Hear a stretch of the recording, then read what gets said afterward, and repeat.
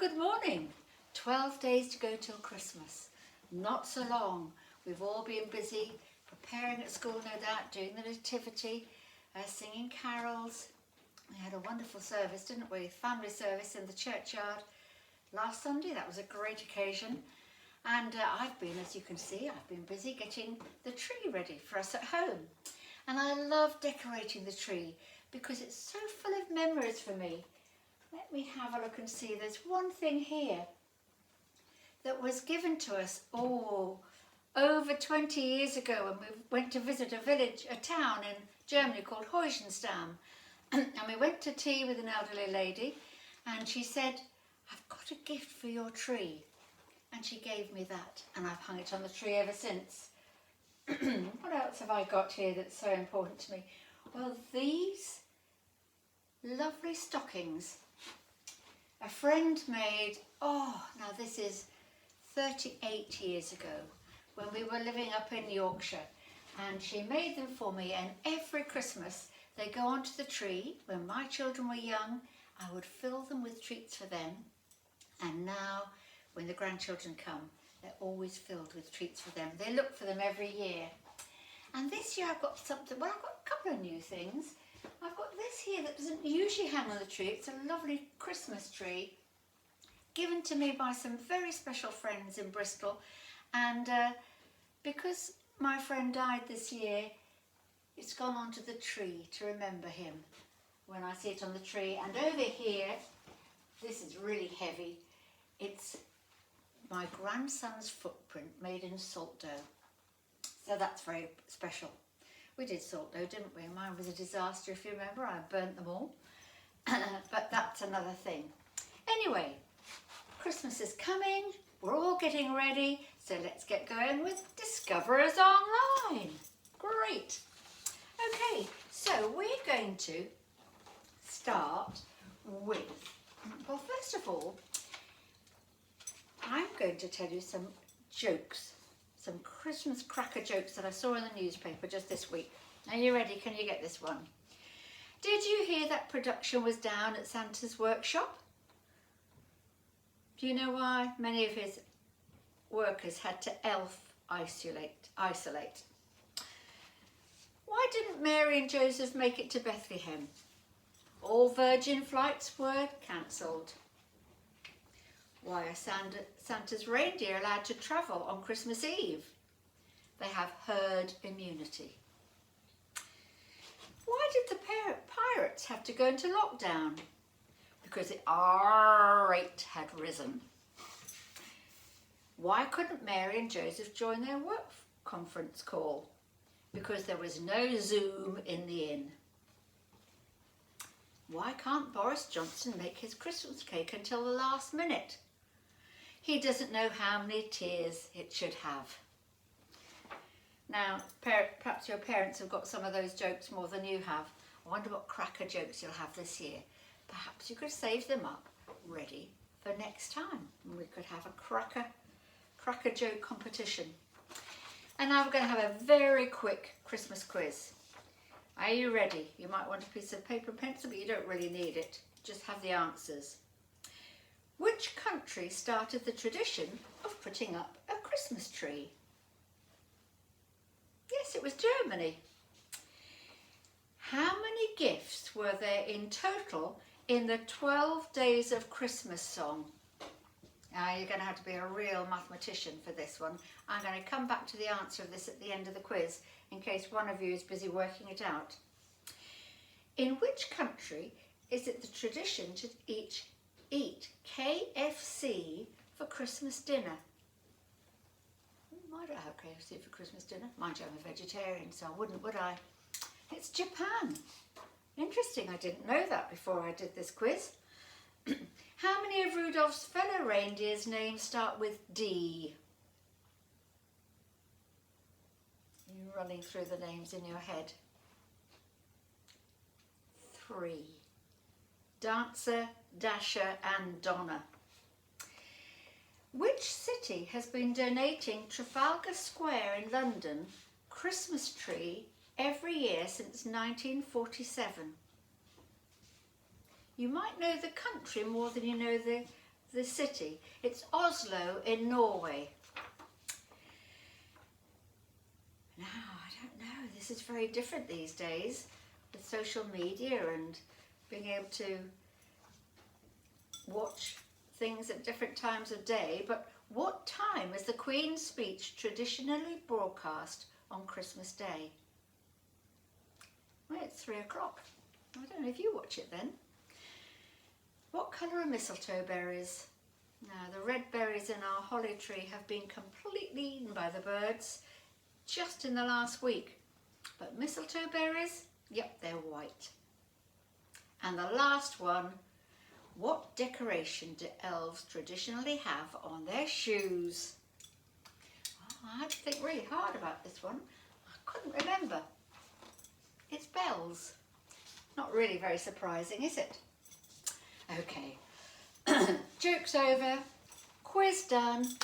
Let's get on with the story. Now, we've moved out of parables into the Advent theme. I'm going to light 3 candles here on my Advent candle stand because this week is the 3rd week. Ooh, doesn't want to light, does it? 3rd week of Advent. Now, Advent is the 4 weeks coming up to Christmas. And if you come to church at all, you'll see that we light the Advent candles there as well. Now, Christine, who lives in Chiddingstone Village, has given me this little crib set. And today, we're going to have, in our story, we'll have the angel. We'll have Joseph. We'll have Mary. And we'll have a baby in a manger. Now, this crib set, like so many crib sets, have very white, very clean, very well dressed images. I'm not sure it was quite like that. You see, the angel Gabriel had come to see Mary when she lived at home in her own home in Nazareth, and had told her that God had chosen her to give birth to Jesus, who was God's gift to the whole world for all time, forever. That was an awesome thing to be told. And Mary began to get bigger. The baby inside her grew and grew. And then it was nearly time for the baby to be born. Now, just after Christmas last year, my nephew James and his wife Caroline had been to visit some friends of theirs for a post-Christmas party together, because we could have Christmas parties then, last year. And they were in the car travelling back to their home. And Caroline was pregnant and she was due to give birth in about 2 or 3 weeks' time.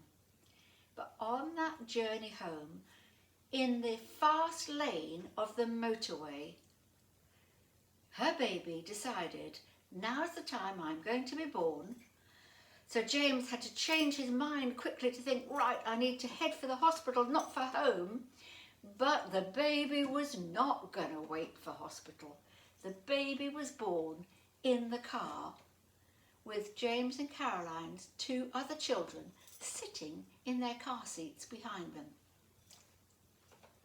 What an amazing place to be born. I wonder where you were born. In a car? In a stable?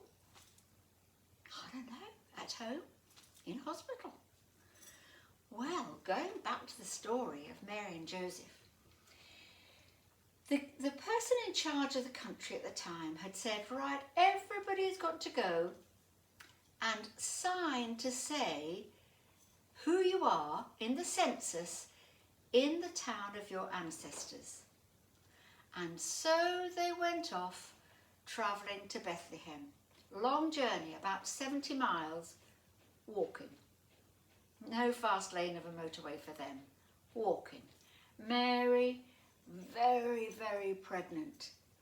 If you ask your mum what she would have felt like to have had to go and walk 70 miles when you were about to be born, her answer might be quite interesting.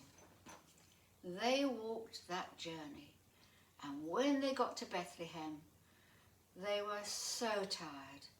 They would have been hot and sweaty because it wasn't winter where they are.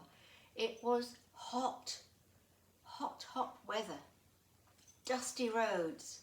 They would have been hot and sweaty and very tired and probably very hungry.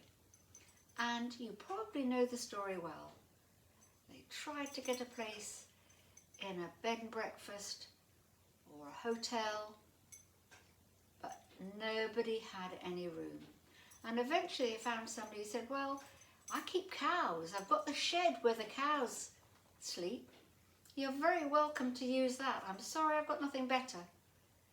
And so that was where they had to go for Mary to give birth to her baby, the baby called Jesus.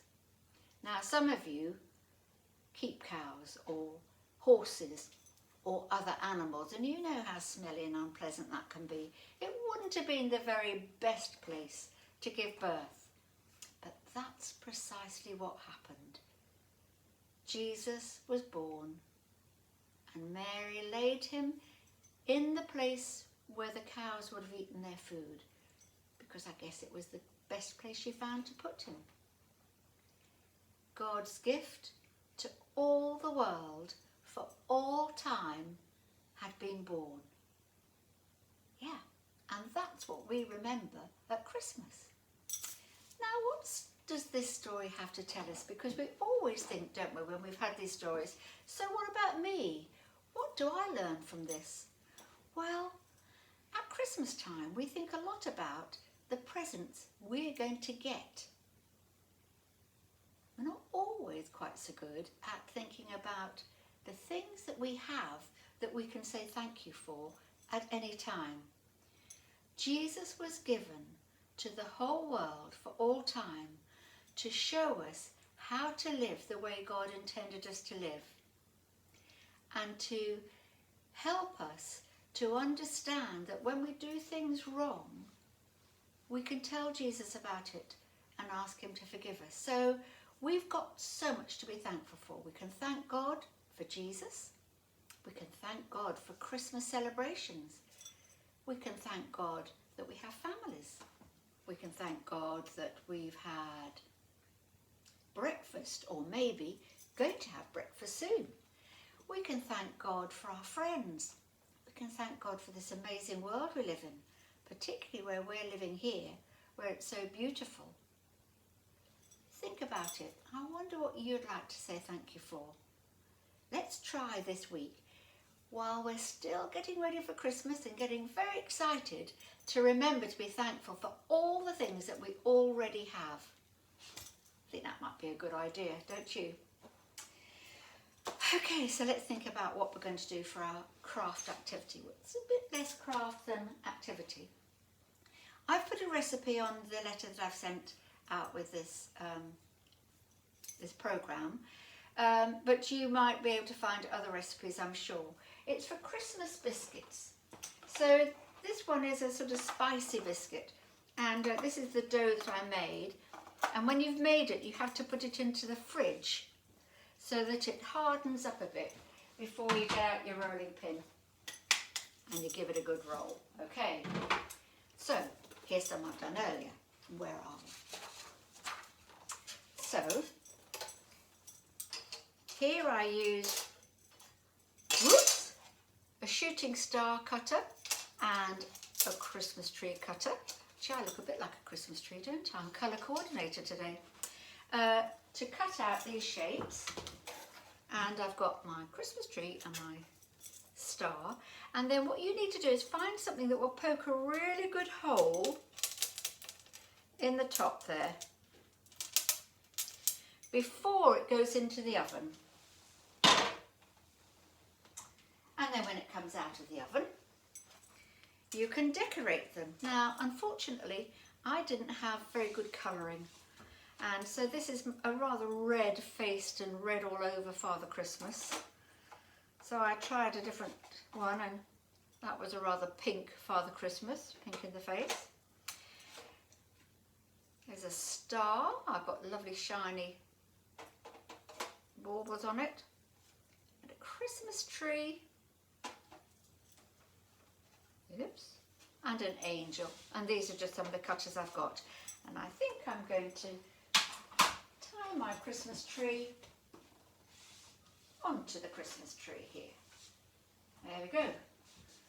Now if you've got dogs, do be careful. We had a dog who used to eat everything we tied on the tree. Okay, now we're going to say our prayer and then we'll have a song. All right, do you remember how we do the prayers? We have our hand. So first of all, the people closest to me. I think we really need to say a big thank you to God for our mums, dads, our grandparents, those people who really love us most.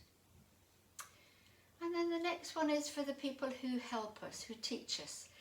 Now your teachers will be getting very tired. It's the end of term, you're very tired too, I expect. So let's pray for our teachers that God will help them to keep well. And let's pray still for the doctors and nurses who are helping us. And let's pray for the scientists who made the vaccine. Okay, this one, the leaders of our country. Now, it's a big, busy time for the leaders of our country. Not only is there coronavirus, but there's something called Brexit, which they're busy working on too. Let's pray for our leaders, that God gives them wisdom. This is the finger, what I call the ring finger, for the people who are not well, who perhaps are very hungry at the moment, very cold, maybe don't have homes. Let's pray for them. And this last little finger, yes, this is for you. What is it you want God to give to you? Maybe each night this week you can do your 5-finger prayers and keep those going. But now we're going to sing a song. Now this may be a new song to you, and I've sent a copy of it on the letter so you can listen to it. It's quite a difficult song to understand, but it's a lovely one for your parents to listen to as well and to enjoy. Okay, and Bill's going to sing it for us. Since the day the angel came, it seemed that everything had changed. The only certain thing was the child that moved within, on the road that would not end, winding down to Bethlehem. So far away from home,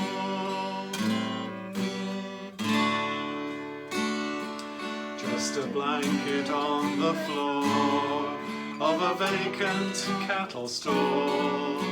But there the child was born, and she held him in her arms. And as she laid him down to sleep, she wondered, will it always be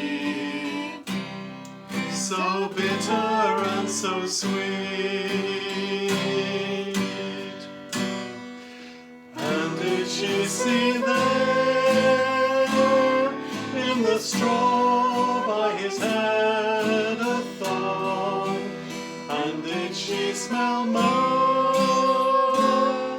in the air on the starry night?